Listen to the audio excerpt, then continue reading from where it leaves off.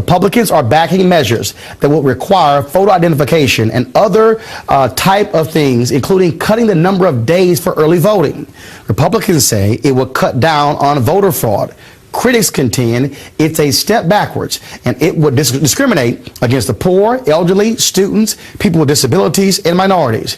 Joining me to explain why Democrats are against this move is the chair of the Democratic National Committee, Florida Congresswoman Debbie Wasserman Schultz. We're glad you're here in Washington. Thank you, Rowan. Great to be here. Your home state, Governor Rick Scott, is leading one of these efforts, and for the life of me, I don't understand whenever I see Republicans or even Democrats contesting votes and things along those lines. We talk about this is the fundamental right to be Americans, but to put roadblocks up for voting makes no sense to me.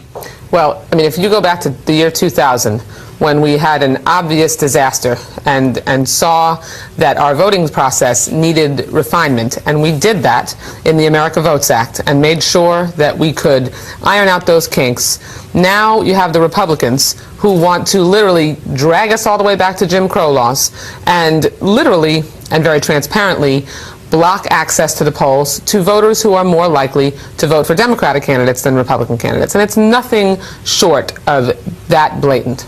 Georgia has a voter ID law that was passed, and the Obama Justice Department, they actually approved that particular law, saying it will not impact minority voters. But other states are looking to put into place voter ID laws. The DNC's position on those voter ID laws? Well, photo ID laws, we think, are very similar to a poll tax. I mean, just look at African American voters as a snapshot. About 25% of African American voters don't have a valid photo ID. I mean, and the reason it's similar to a poll tax is because you've got the expense, you've got the effort, there's difficulties for many people in getting a photo ID, so you're literally just throwing a barrier in the way of someone who's trying to exercise their right to vote. And the reason that it's not necessary is because we already have very legitimate voter verification processes, signature checks that are already in place, and there is so little voter fraud, which is the professed reason that Republicans are advancing these laws. There's so little voter fraud. I mean, you're more likely to get hit by lightning than you are to see an instance of voter fraud in this country. But Republicans are imposing laws all over the country, acting like voter fraud is rampant, and it's ridiculous.